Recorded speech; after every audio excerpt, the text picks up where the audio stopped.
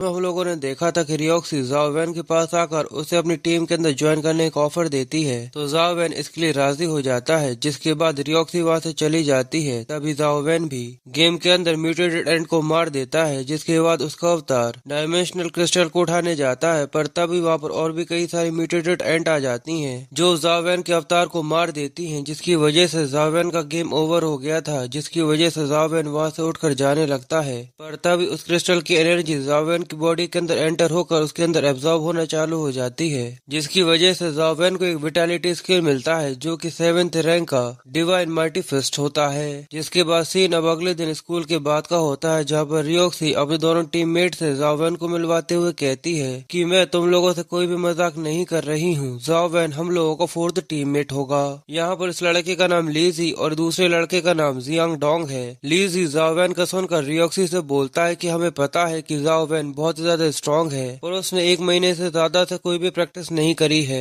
इसलिए मुझे डर है कि उसको उसी कंडीशन में वापस पहुंचने के लिए काफी ज्यादा समय लगेगा।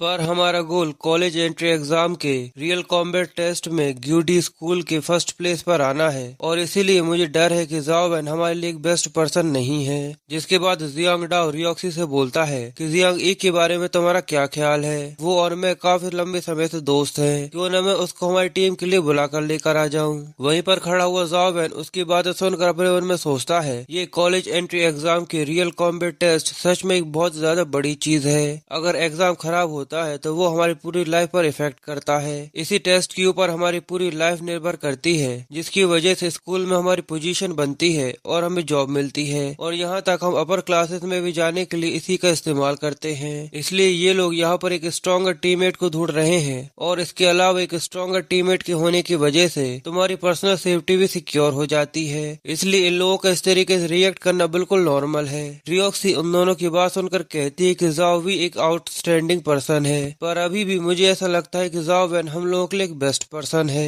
तो जियांग डाओ रियोक्सी से बोलता है चलो ऐसा है तो करते हैं। ज़ाओ वैन अगर मैं तुम्हारे यहाँ पर एक छोटा सा टेस्ट लेता हूँ तो तुम मुझे नहीं लगता कि बुरा मानोगे, और वैसे भी हम सभी जानना चाहते हैं कि ज़ाओ वैन हमारी टीम के अंदर सुटेबल है या नहीं। वो सब इस रिजल्ट के ऊपर ही निर्भर करता है। तो रियोक्सी उससे पूछती है कि आखिर तुम इसकी स्ट्रेंथ को किस तरीके से टेस्ट करना चाहते हो। तो जियांग डाओ बड़े ही अच्छे से उससे कहता है ये तो बड़ी सिंपल सी बात है, यहाँ पर हम तीनों में से सबसे ज्यादा वीकेस्ट मैं हूँ। अगर ज़ाओ वैन यहाँ पर मुझे हरा देगा तो वो हमारी टीम के अंदर एंट्री भी कर सकता है और उसे मैं इस तरीके से कभी बुली भी नहीं करूंगा। तो बताओ आखिर तुम्हें ये आइडिया कैसा लगा? ज़ाओ वैन जियांग डाओ की बात सुनकर रियोक्सी से बोलता है मुझे इससे कोई भी दिक्कत नहीं है, पर फाइट करने से यहाँ पर एक रिस्क है। अगर हम लोगों में से कोई भी इंजर्ड हो जाता है तो तुम्हें ऐसा नहीं लगता कि तुम्हारे टीममेट का इंजर्ड होना तुम्हारे लिए काफी मुश्किल की बात है? तो जियांग डाओ उसे कहता है कि स्कूल के अंदर एक स्ट्रेंथ टेस्टर है, पर वो सिर्फ नंबर्स बताएगा जो काफी ज्यादा बोरिंग है। तो क्यों न हम लोग यहाँ पर हमारे फिस्ट से फाइट करें और देखते हैं कि यहाँ पर कौन लूजर है और कौन विनर। आखिर तुम इसके बारे में क्या सोचते हो?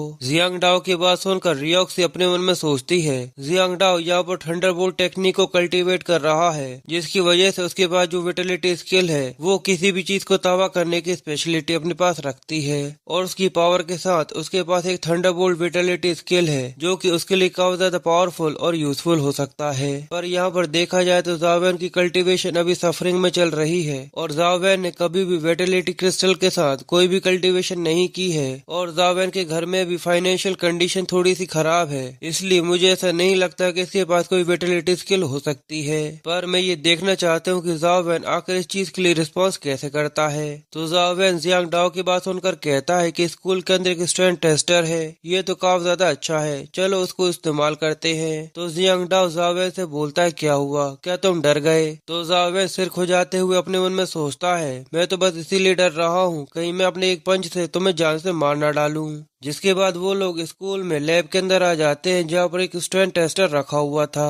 ज़ाओ वैन और जियांग डाओ दोनों ही जाकर आगे खड़े हो जाते हैं, जहाँ पर जियांग डाओ ज़ाओ वैन से कहता है तो बताओ सबसे पहले तुम जाना चाहते हो या मैं आगे जाऊं? तो ज़ाओ वैन उससे कहता है कि जैसा तुम चाहो। तो जियांग डाओ उससे कहता है कि ठीक है सबसे पहले मैं आगे जाता हूँ। जिसके बाद जियांग डाओ आगे जाकर उस मशीन के ऊपर पंच करता है, जिसकी वजह से स्क्रीन के ऊपर पावर लेवल 7 आ जाता है। इसका मतलब जियांग डाओ की करंट पावर लेवल 7 7 पर है। और इसे देखकर ज़ाओ वैन अपने मन में सोचता है, स्ट्रेंथ टेस्टर और मोबाइल गेम के स्ट्रेंथ स्टार में थोड़ा सा ही फर्क है, पर ये इतना भी ज्यादा कोई खास नहीं है। और साथ ही ज़ाओ वैन अपने मन में सोचता है कि मेरे इस मिस्टीरियस मोबाइल मिलने से पहले मेरी स्ट्रेंथ केवल 7 पर ही थी। जिसके बाद जियांग डाओ ज़ाओ वैन को आगे बुलाते हुए कहता, प्लीज अब आगे आओ। जिसके बाद हमें इस रूम के अंदर से लाइट आती हुई दिखती है और बाहर कॉरिडोर के अंदर टीचर क्यूबाई उस लाइट को निकलता हुआ देखकर अपने मन में सोचते हैं, आखिर दिन के इस समय टेस्टिंग रूम के अंदर कौन हो सकता है। इसलिए टीचर क्यूबाई हल्का सा गेट खोलकर चेक करते हैं कि अंदर कौन है और वो वहीं से छुपकर देखने लगते हैं कि आखिर वो लोग क्या कर रहे हैं। टीचर क्यूबाई उन लोगों को वहाँ पर स्ट्रेंथ टेस्टर को इस्तेमाल करता हुआ देखकर अपने मन में सोचते हैं, मैं इस तरीके से जाकर उन लोगों को परेशान नहीं करना चाहता, पर रुको, आखिर वहाँ पर कौन पंच करने वाला है, ये तो ज़ाओ वैन है। फिर जैसे ही ज़ाओ वैन स्ट्रेंथ टेस्टर के ऊपर पंच करता है तो सभी लोग ये देखकर बहुत ज्यादा हैरान हो जाते हैं और उनके मुंह खुले के खुले रह जाते हैं, क्योंकि ज़ाओ वैन के पंच की पावर लेवल 10 थी। टीचर क्यूबाई भी पावर लेवल 10 देखकर थोड़े से हैरान होते और कहते हैं कि ये तो 10 है, पर आखिर ऐसा कैसे हो सकता है। जिसके बाद टीचर क्यूबाई अपने आप से ही बातें करते हुए कहते हैं, इसका मतलब ज़ाओ वैन ने अपनी प्रैक्टिस को बीच में नहीं छोड़ा था, यानी असल में वो हमेशा क्लास के अंदर इसलिए सो जाया करता था क्योंकि वो अकेले में ये हार्ड ट्रेनिंग किया करता होगा। यानी जैसा कि फॉर्मल प्रिंसिपल ने सोचा था वैसा ही है, एक इमॉर्टल क्लास जिसकी स्ट्रेंथ 10 है। मुझे तो डर है कि पूरे स्कूल के अंदर ज़ाओ वैन की मैच का कोई भी नहीं हो सकता। रियोक्सी भी ज़ाओ वैन की पंच करने की वजह से काफी ज्यादा हैरान होती है और वो अपने मन में सोचती है, ये तो 1 इंच पंच था। यहाँ पर ज़ाओ वैन ने सच में एक 1 इंच पंच का इस्तेमाल किया था, पर इसमें अपनी फुल स्ट्रेंथ का इस्तेमाल करना काफी ज्यादा मुश्किल होता है। यानी यहाँ पर ज़ाओ वैन बिना किसी वेटिलिटी स्किल का इस्तेमाल किए भी 10 स्कोर कर सकता है। ये तो सच में काफी ज्यादा टेरिफाइंग है। पर जियांग डाओ को ये देखकर गुस्सा आता है और वो ज़ाओ वैन पर चिल्लाते हुए कहता है, ठीक है तुम पास हुए, पर ऐसा मत सोच लेना कि फाइट में तुम मुझसे जीत सकते हो, यहाँ पर तुम गलत हो। जिसके बाद वो ज़ाओ वैन को धक्का देकर उसे कहता है कि साइड हो जाओ, अब मैं अपने वेटिलिटी स्किल को इस्तेमाल करना चाहता हूँ। तो लीजी जियांग डाओ को देखकर कहता है कि ये लड़का सच में काफी ज्यादा जिद्दी है। जिसके बाद हमें जियांग डाओ को दिखाते हैं जो अपने विटलिटी स्किल को इस्तेमाल करने के लिए अपने फिस्ट के अंदर थंडरबोल्ट को कलेक्ट करता है। जिसके बाद वो अपने विटलिटी स्किल थंडर फिस्ट को इस्तेमाल करता है, जिससे जियांग डाओ की पावर लेवल 11 आती है। जियांग डाओ ये देखकर कहता है, तो बताओ कैसा रहा। तो ज़ाओ वैन उसे कहता है कि वेरी गुड, सच में ये तो काफी ज्यादा अच्छा था। जिसके बाद ज़ाओ वैन स्ट्रेंथ टेस्टर को देखने लगता है और अपने मन में कुछ सोचता है। तो जियांग डाओ उससे पूछता है कि आखिर तुम क्या देख रहे हो, अगर तुम ये नहीं कहना चाहते तो ठीक है, पर तुम्हें मुझसे हारने के लिए शर्मिंदा नहीं होना चाहिए। पर ज़ाओ वैन जियांग डाओ से बोलता है कि अगर मैंने इस मशीन को तोड़ दिया तो मुझे स्कूल में पैसे तो नहीं देने पड़ेंगे ना। तो जियांग डाओ अपनी छाती ठोकते हुए कहता है कि इसकी चिंता मत करो, अगर सच में तुम यहाँ पर इस मशीन को तोड़ देते हो तो मैं तुम्हारे लिए इसको फुल पे करूंगा, तुम्हें इसका 1 रुपए भी देने की जरूरत नहीं पड़ेगी। तो ज़ाओ वैन अपनी बाएं चढ़ाकर तैयार हो जाता है और उसे कहता है ठीक है, तो चलो इसके लिए तैयार हो जाओ। टीचर क्यूबाई भी ये देखने के लिए काफी ज्यादा एक्साइटेड होते हैं क्योंकि ज़ाओ वैन के अंदर से एनर्जी रिलीज होना चालू हो चुकी थी। जियांग डाओ ज़ाओ वैन को देखते हुए अपने मन में सोचता है, ज़ाओ वैन को अपने ऊपर कुछ जरूरत से ज्यादा ही भरोसा है। ये मशीन स्ट्रेंथ को टेस्ट करने के लिए ही बनाई गई है और भले ही ये एक पुराने वर्जन की स्ट्रेंथ टेस्टर है, पर फिर भी इसकी लास्ट लिमिट 20 तक है। यहाँ पर केवल कुछ ही हाई स्कूलर्स है जो यहाँ पर इसकी मैक्सिमम रेट तक पहुँच सकते हैं, पर वो चाहकर भी इसे नहीं तोड़ सकते। अब यहाँ पर ज़ाओ वैन अपनी विटलिटी स्किल डिवाइन माइटी फिस्ट को इस्तेमाल करने वाला था, जिसकी वजह से उसकी फिस्ट के अंदर से बहुत ज्यादा एनर्जी रिलीज होने लगती है, जिसको देखकर रियोक्सी भी काफी ज्यादा हैरान होती है और कहती है, क्या सच में ज़ाओ वैन के पास एक विटलिटी स्किल है। जिसके बाद ज़ाओ वैन अपनी विटलिटी स्किल को इस्तेमाल करते हुए स्ट्रेंथ टेस्टर के ऊपर पंच करता है, जिसकी वजह से पूरी की पूरी मशीन के अंदर से चिंगारियां निकलना चालू हो जाती हैं और वो पूरी की पूरी मशीन फूक जाती है, यानी पूरी तरह से तबाह हो जाती है। ये देखकर टीचर क्यूबाई और वो तीनों भी काफी ज्यादा हैरान होते हैं और ज़ाओ वैन वहाँ पर एक स्टाइल में पोज देकर खड़ा हुआ होता है। टीचर क्यूबाई ये देखते हुए काफी ज्यादा हैरानी के साथ बोलते हैं, इस स्ट्रेंथ टेस्टर की लिमिट 20 थी, इसका मतलब ये बिल्कुल भी नहीं है कि 20 स्ट्रेंथ वाला इसको बड़े ही आसानी से तोड़ सकता है। इसको तोड़ने के लिए कम से कम तुम्हारे पास रैंक 8 या 9 की विटलिटी स्किल होना जरूरी है, जिसके साथ ही कोई स्ट्रेंथ टेस्टर को तोड़ सकता है। पर तभी टीचर क्यूबाई को पुराने प्रिंसिपल की वो बात याद आती है जहाँ पर उन्होंने ये कहा था केवल इस दुनिया में 2 प्रकार के ही जीनियस हुआ करते हैं, एक वो जिसमें ज़ाओ वैन आता है और दूसरे जिसमें दूसरे जीनियस आते हैं। अब ज़ाओ वैन मशीन को तोड़ने के बाद जियांग डाओ के पास आकर उससे कहता है, तुमने पहले ही कहा था कि अगर मैं इस मशीन को तोड़ दूंगा तो तुम्हें इसके सारे पैसे देने होंगे। तो जियांगडा उसको मस्का लगाते हुए उसके कंधे पर हाथ रखकर उसे कहता है कि हाँ मेरे भाई, इसके लिए मैं सारा का सारा पे करने के लिए तैयार हूँ। वैसे भी हम लोग बहुत ही लंबे समय से क्लासमेट्स हैं और अब तो हम लोग एक टीम में भी हैं, इसलिए तुम्हें इसकी चिंता करने की जरूरत नहीं है। और रियोक्सी भी जाओ वैन की तरफ देखते हुए अपने मन में सोचती है ये लड़का तो सच में काफी ज्यादा इंटरेस्टिंग है। जिसके बाद शाम को जाओ वैन स्कूल से निकलते हुए अपने फादर को कॉल कर उनसे कहता है कि college entrance exam real combat test इस हफ्ते के बाद शुरू होने वाले हैं, इसलिए मैं चाहकर भी आपके साथ नहीं जा सकता। जिसके बाद जाओ वैन अपने फादर से पूछता है कि हमारे घर के क्लोजेट के अंदर एक मेटल कुकी का बॉक्स रखा हुआ था, उसके बारे में आप कुछ जानते हैं? तो जाओ वैन के फादर उसे कहते हैं क्या एक कुकी बॉक्स? तो जाओ वैन अपने फादर को कुकी बॉक्स की डिटेल देते हुए कहता है कि हाँ वो एक स्क्वायर मेटल बॉक्स है जो कि लगभग 30 सेंटीमीटर का होगा और उसके ऊपर एक कार्टून बियर भी बना हुआ है। जाओ वैन के फादर बॉक्स की डिटेल सुनकर उसे कहते हैं कि हाँ मुझे इसके बारे में पता है, उस बॉक्स के ऊपर एक लिटिल बियर का कार्टून बना हुआ है। असल में जब मैं छोटा था तो मैं वो कुकीज काफी ज्यादा खाया करता था, पर आज के समय में उस ब्रांड के कुकीज मिलना काफी ज्यादा मुश्किल है, इसलिए मुझे उस बॉक्स के बारे में याद नहीं रहा। और उस छोटे से कुकी बॉक्स के अंदर एक फोन रखा हुआ था, पर आखिर तुम उसके बारे में क्यों पूछ रहे हो? तो जाओ वैन अपने फादर से पूछता है हाँ मैं उस फोन के बारे में ही बात कर रहा हूँ, क्या वो फोन आपने ही उसी के अंदर रखा था? जाओ वैन के फादर फोन का सुनकर जाओ वैन से कहते हैं क्या तुम उसी फोन के बारे में बात कर रहे हो जिसका व्हाइट मेटल केस है और साथ ही उसकी स्क्रीन पूरी तरह से ब्लैक है और उसके ऊपर कोई भी ऑन ऑफ की बटन नहीं है? तो जाओ वैन उससे कहता है कि हाँ मैं उसी फोन के बारे में बात कर रहा हूँ, क्या वो फोन आपका है? तो जाओ वैन के फादर उसे कहते हैं कि नहीं वो मेरा नहीं है, वो तुम्हारे ग्रैंडफादर का है। अगर तुम उसके बारे में मुझसे कोई बात नहीं करते तो मैं तो उसके बारे में कब कब भूल चुका था।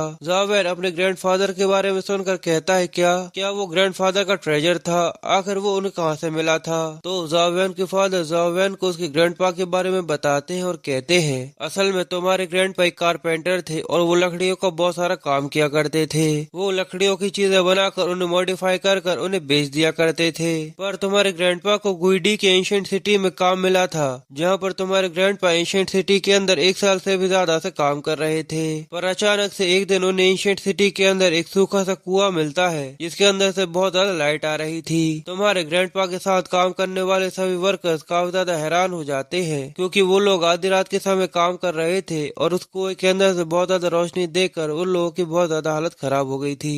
पर जैसे वो उस कुएं के अंदर से उस चीज को निकालते हैं तो उन्हें एक वुडन का बॉक्स मिलता है जिसके अंदर से ये लाइट आ रही थी। पर जैसे ही तुम्हारे ग्रैंडपा उस वुडन बॉक्स को खोलते हैं तो उसके अंदर ये मोबाइल पड़ा हुआ था, जिसकी वजह से उन लोगों को ऐसा लगा था कि इस मोबाइल के चालू होने की वजह से मोबाइल की लाइट उस कुएं से बाहर आ रही थी, पर शायद उसकी बैटरी के खत्म हो जाने की वजह से अब वो बंद हो चुका है। पर उसके अंदर कोई भी ऑन ऑफ करने की बटन नहीं थी और न ही उसके अंदर कोई चार्जिंग पोर्ट था, जो देखकर तुम्हारे ग्रैंडपा और बाकी सभी काफी ज्यादा उदास हो गए थे और उन लोगों को ऐसा लगने लगा था कि किसी ने यहाँ पर उनके ऊपर प्रैंक करने के लिए एक खराब मोबाइल उस कुएं के अंदर फेंक दिया था और इसी वजह से किसी ने भी उसके ऊपर ज्यादा ध्यान नहीं दिया और आखिर में तुम्हारे ग्रैंडपा ने उसको घर पर लाकर डाल दिया था। पर वो फोन पूरी तरह से टूटा हुआ था जिसको चालू नहीं किया जा सकता था और मैं तो उस मोबाइल को शॉप पर रिपेयर करने के लिए भी लेकर गया था। तब मैं काफी ज्यादा यंग था और इसलिए मैंने सोचा कि अगर मैं उसको ठीक करवा लेता हूँ तो मैं उसको बेचकर कुछ सिगरेट खरीद सकता हूँ। पर मोबाइल रिपेयर शॉप वाले ने कहा कि ये पूरी तरह से बेकार है, इसलिए मैंने उसे कुकी बॉक्स के अंदर रखकर वहीं के वहीं छुपा दिया था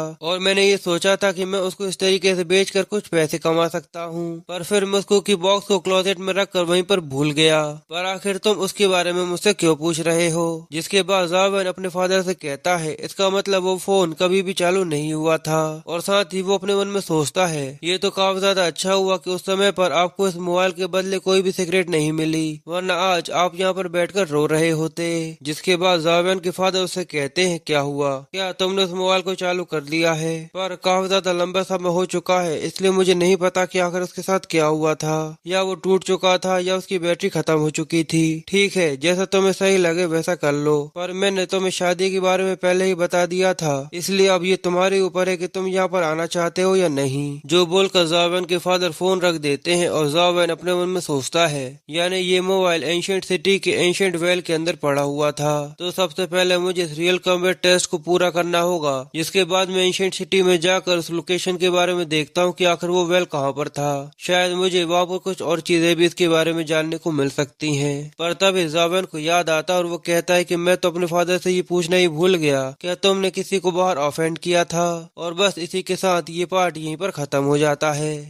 पार्ट में हम लोगों ने देखा था कि जावेन के फादर अपनी शादी में जावेन को बुलाते हैं, पर जावेन के पूछने पर जावेन के फादर उसे बताते हैं कि वो फोन ग्रैंडपा का था, जो कि उन्हें एंशिएंट सिटी के एक वेल के अंदर मिला था, पर उसके ऊपर किसी भी तरीके की बटन और स्लॉट न होने की वजह से उनने सोचा कि वो एक कचरा है। जावेन ये जानते ही सोचता है कि सबसे पहले मुझे ये कॉम्बैट टेस्ट को पूरा करना होगा, उसके बाद मैं एंशिएंट सिटी में जाकर एंशिएंट वेल के पास जाकर देखूंगा कि आखिर मुझे इस मिस्टीरियस फोन के बारे में और क्या जानकारी देखने को मिलती है। जिसके बाद आगे जावेन अपने रूम के अंदर आकर गेम खेलता है, क्लास के अंदर सो जाता है, फिर ट्रेनिंग करता है, फिर और गेम खेलता है, और ऐसे ही करते हुए उसे कुछ दिन बीत जाते हैं। जिसके बाद स्कूल के अंदर का एक सीन दिखाया जाता है जहाँ पर कॉरिडोर में भागते हुए लड़के एंजॉय कर रहे होते हैं, पर तभी वो लड़का एक लड़के से टकरा जाता है जिसके कपड़े देखकर ऐसा लग रहा था कि वो किसी तरीके का प्रिंस हो। वो लड़का जमीन पर गिर जाता है, तभी उसका दोस्त आकर उससे कहता है क्या तुम ठीक हो। वो लड़का दूसरे लड़के से कहता है कि मुझे माफ कर देना, क्योंकि उसका और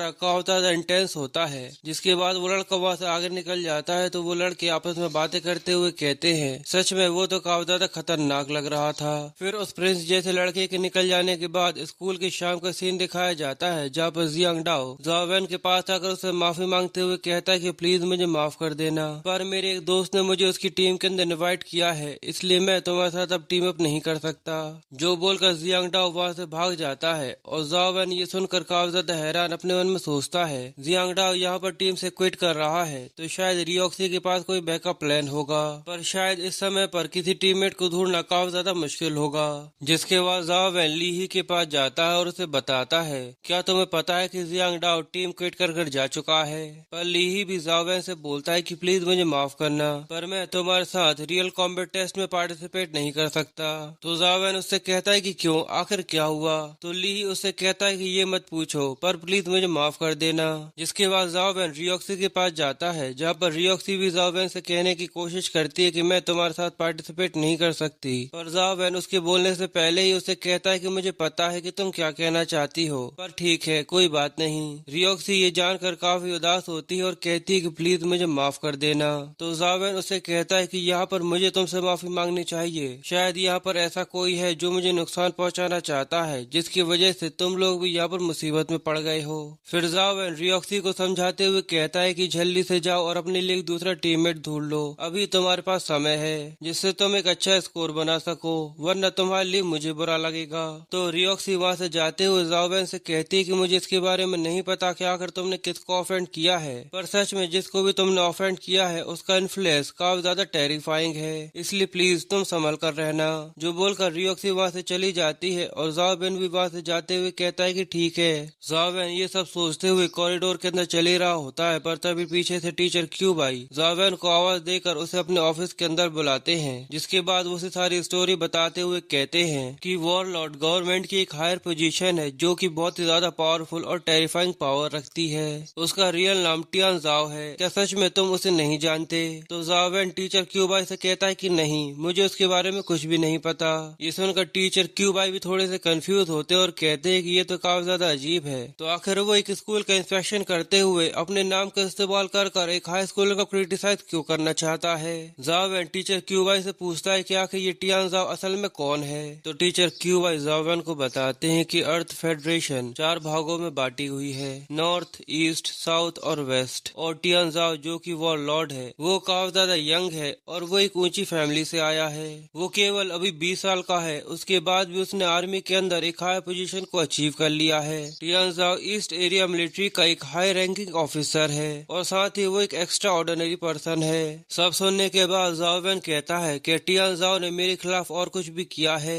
तो टीचर क्यूबाई उसे बताते हैं कि ऐसा नहीं है, पर अगर उसने कहा कि तुम सही इंसान नहीं हो तो जिसने भी वॉरलॉर्ड से कोई भी उधार लिया है या फिर फेवर लिया है वो लोग इस चीज को काफी ज्यादा सीरियस ले लेंगे। जावेन उनकी बात सुनकर चिल्लाते हुए कहता है अगर वो एक हाई रैंकिंग ऑफिसर है तो क्या उसे इतना भी नहीं पता कि उसके तरीके के शब्द एक हाई स्कूलर की जिंदगी पूरी तरह से तबाह कर सकते हैं। और क्या ये वॉरलॉर्ड का अजिन के साथ भी कोई रिलेशन है? तो टीचर क्यूबाई उसे कहते कि शायद हम लोग इसके बारे में बाद में पता लगा ही लेंगे, पर यहाँ पर सबसे जरूरी ये है कि अभी तुम जाकर एक टीममेट को ढूंढो और कॉम्बैट टेस्ट के लिए रजिस्ट्रेशन करो। इसकी डेडलाइन केवल परसों तक की है, इसलिए तुम और भी ज्यादा डिले नहीं कर सकते।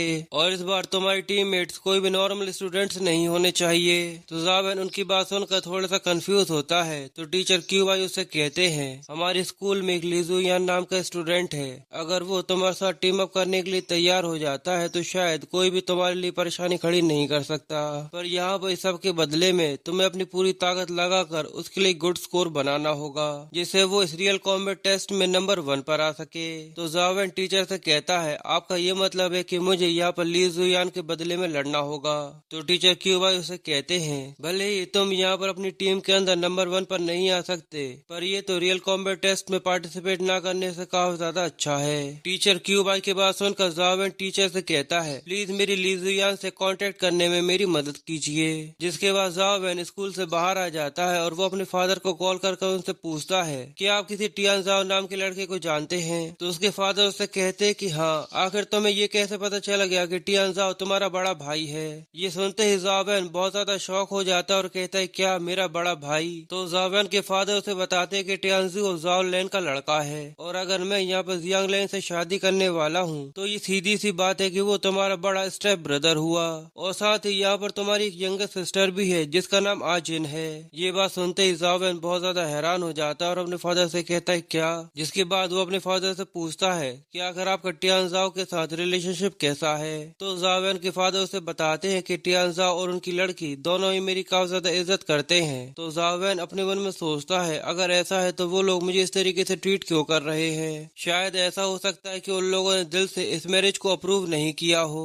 और उन लोगों को मेरे डैड और मुझसे दिक्कत हो। जिसके बाद जावेन अपने घर की तरफ जाते हुए अपने मन में सोचता है, सबसे पहले आजिन ने मेरे स्कूल में आकर मुझे हरा दिया था। जिसके बाद टियानजाओ के एक सेंटेंस की वजह से मैं कॉलेज एंट्री एग्जाम देने से बिल्कुल रह ही जाता।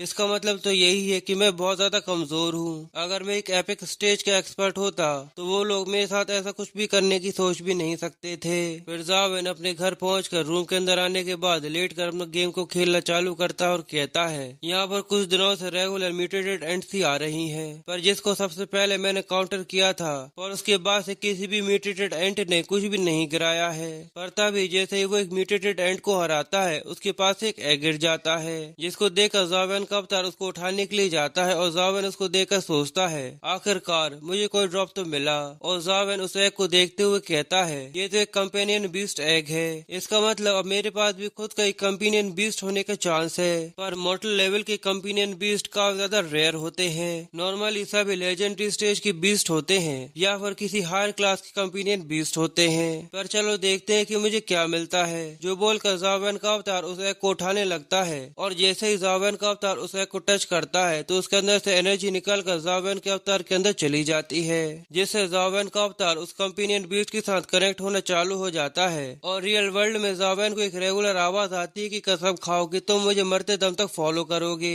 कसम खाओ कि तुम मुझे मरते दम तक फॉलो करोगे। जिसके बाद जावेन की बॉडी के अंदर भी जोरदार दर्द चालू हो जाता है, जिसकी वजह से जावेन भी चिल्लाना चालू कर देता है। पर थोड़ी ही देर बाद वो उठता है और कहता है कि मेरा सिर बहुत जोर से दर्द हो रहा है। पर तभी जावेन अपने हाथ पर कंपेनियन बीस्ट का मार्क देखता है, जिसको देखकर वो खुश होते हुए कहता है, इसका मतलब मेरा companion beast egg successfully hatch हो चुका है। जिसके बाद जावेन अपने कंपेनियन बीस्ट को देखता है जो कि मॉर्टल क्लास का एक म्यूटेटेड एंट था। जिसके बाद जावेन अपनी रूम की सभी खिड़कियां लगाकर कहता है कि चलो उसको समन कर देखते हैं कि आखिर ये कैसा दिखता है। पर साथ ही वो अपने मन में सोचता है, आखिर इसको मैं बाहर समन कैसे कर सकता हूँ। जिसके बाद जावेन कंसंट्रेट करना चालू करता है, जिसके बाद उसके हाथ में एक ग्लव आ जाता है और उस ग्लव को देखकर जावेन कहता है, इसका मतलब ये कंपेनियन बीस्ट का स्टेज है, मैं ग्लव का इस्तेमाल करते हुए म्यूटेटेड एंट की पावर्स को इस्तेमाल कर सकता हूँ। जिसके बाद जावेन उस म्यूटेटेड एंट को समन करता है, पर साथ ही वो कहता है, मुझे नहीं लगता कि मुझे घर में इसकी पावर को टेस्ट करना चाहिए, पर चलो देखते हैं कि आखिर ये कंपेनियन बीस्ट आखिर होता कैसा है।